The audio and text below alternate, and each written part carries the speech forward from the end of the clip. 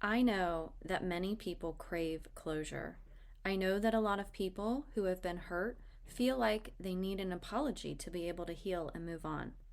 I understand how it feels when you just wish and hope and wait for even an acknowledgement of wrongdoing. And I also know that believing closure is necessary to heal can and often does keep you stuck. So today I'll be going over why this happens inside of you so that you can be empowered to shift your thinking and move ahead to heal. Welcome to the Emotional Abuse Recovery Podcast, a podcast specifically designed to help you heal after a toxic or narcissistic relationship. This podcast teaches you to use your subconscious mind to go from feeling stuck to set free.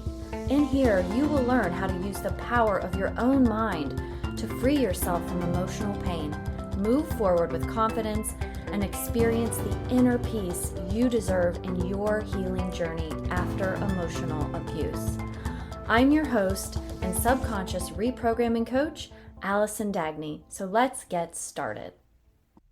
All right, so I want to start off by saying breakups, divorce, betrayals, abuse all leave you feeling lost, sad, angry, confused, and many times seeking closure. And today, I'm going to help you challenge the belief that closure is necessary for healing. Why? So that healing is easier for you. I understand that many people who are healing truly and deeply believe that if they just got the recognition of wrongdoing or that apology or that one last conversation, that they'd finally be okay. But we're going to challenge this today because the reality is you might not ever get it. And holding on to this idea of closure only keeps you stuck. So closure to most people refers to the process of finding a resolution or some sort of finality or completion after the end of a relationship. It involves accepting and coming to terms with the reality of the situation, letting go of any lingering emotions or attachments, and moving forward with a sense of peace and understanding. So, you can easily see why the average person would want closure, because ultimately, if you think of it in these terms, you'd be able to heal if you got it, right? For most people, the idea of closure can be achieved through communication, through reflection, taking time to process your emotions. On the surface, it really does seem like a really lovely concept. However, the idea of closure can actually hinder the healing process. So when you believe you need closure to heal, or when you think closure is going to be the key to moving forward and it never happens, you prevent personal growth. You are stunted there emotionally, and we all know that's not good. So why do some people believe closure is needed? Well, for starters, you have to remember that all of our beliefs come from our programming. So if you believe it's necessary for you to heal, that's just because of how you were taught, the culture you were raised in, the religious beliefs you were exposed to, and all kinds of other influences outside of you. But I want you to know, a belief is just a habitual, ingrained thought pattern that is not 100% true for 100% of people 100% of the time. Because not all people believe that closure is necessary. So that makes it a belief and not a fact. And if you're someone who deeply desires closure or an apology from someone who hurt you, I'd love to ask you, isn't it true that healing is an ongoing process that requires a lot of practice and effort? Wouldn't you agree with that?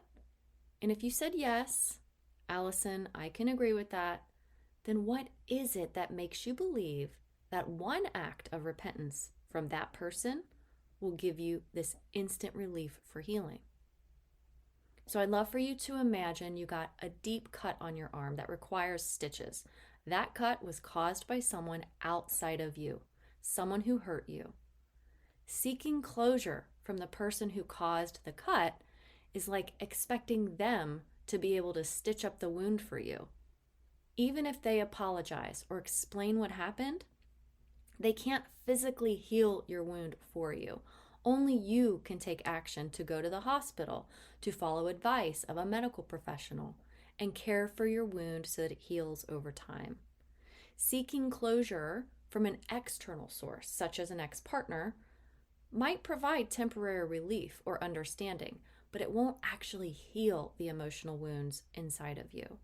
Just as only you, with the help of a medical professional, can stitch up a physical wound, only you can do the emotional work required to heal from that breakup or the hurt and betrayal.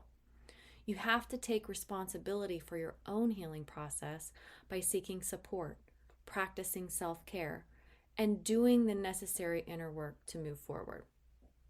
So one of my clients, let's call her Becky, was struggling so much because her ex-husband had left. And 2 years later, she was still wanting that apology for all the cheating and the lies and the abuse. She also wanted to clear the air on her end for what she considered to be her part in the divorce.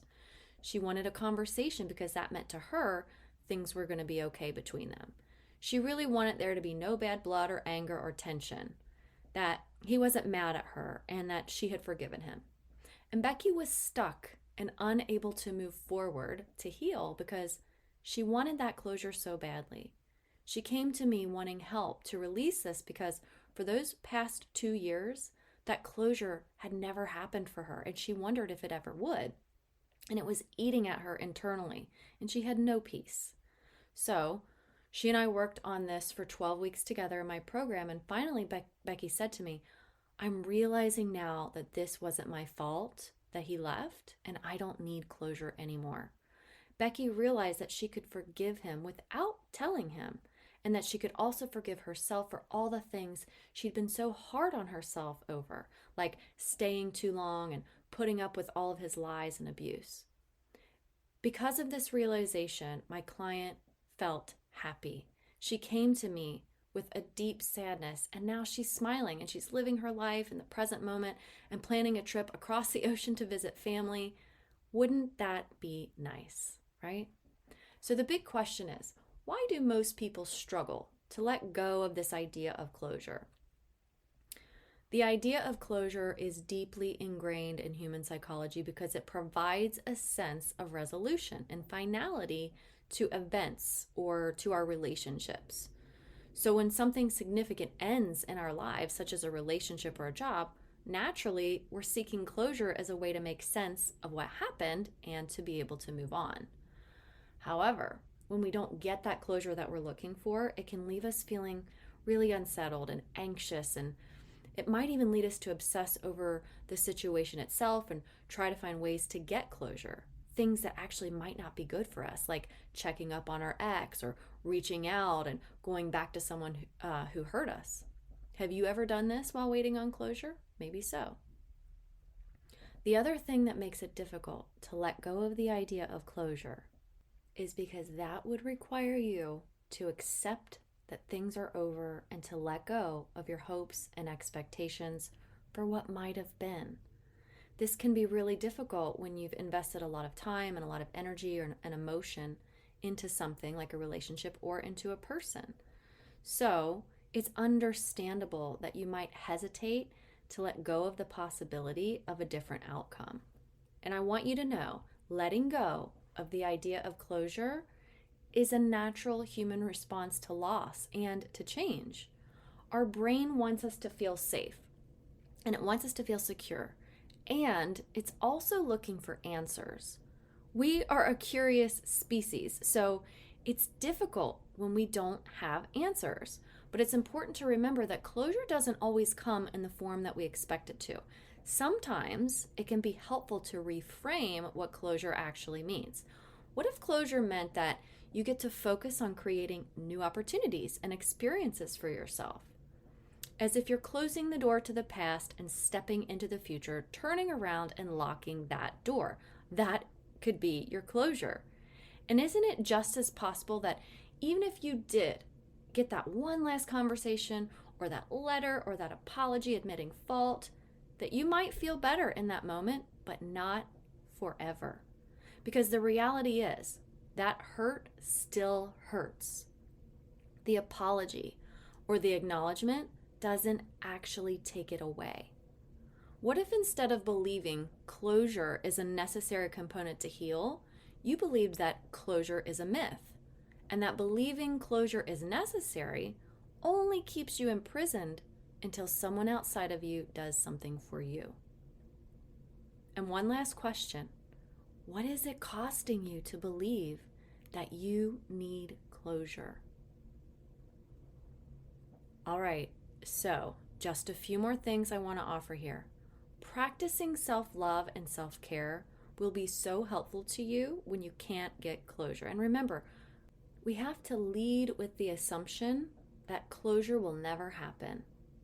Because in the case that it never does, we can still find healing. The thing that will help you shift from where you go from unhealed to healing or stuck to set free is what you believe about closure. So get really curious. Start by writing down the things you believe about it and challenge those ideas. What do people who don't believe in closure do? What do they think about? What do they believe? Focusing on you instead of the other person is going to be key. All right, so just a quick recap. Seeking closure outside of yourself is normal, but it can also keep you stuck and unable to move forward. It's not your fault. It's just how your brain is wired. So get curious and start thinking of closure in different ways and explore other possibilities. Be open to the idea that closure is not necessary for healing and to embrace your own unique paths to healing and growth. And if you're struggling with this, if you feel like it's keeping you stuck and you want to let go and move forward to experience joy and peace and emotional freedom, this is totally possible for you. My clients have done this, I have done it too, and so have hundreds of other women who use subconscious healing. 95% of our lives are driven by the subconscious mind. So if we work in that 95% and reprogram what's causing us to feel stuck and to yearn for that closure, we can release that and step into healing for more peace. So if you would like to work with me one-on-one on a deeper level with this, just send me a DM. I'm happy to have a no-cost, no-obligation call with you to see if this is the right fit for your healing. And healing looks different for everyone. And if this is of interest to you, let's talk. All right. Thanks so much for listening. I'll talk to you next time. Thank you for being here with me today in the Emotional Abuse Recovery Podcast. I hope you found value here with me. If this podcast episode was helpful to you, I'd love for you to hit subscribe and leave me a review. My goal is to help you go from feeling stuck to set free. You can find me on Instagram and Facebook, and you can check out whentearsleavescars.com for more resources and information to help you with your own emotional abuse recovery. Until next time, here's to believing in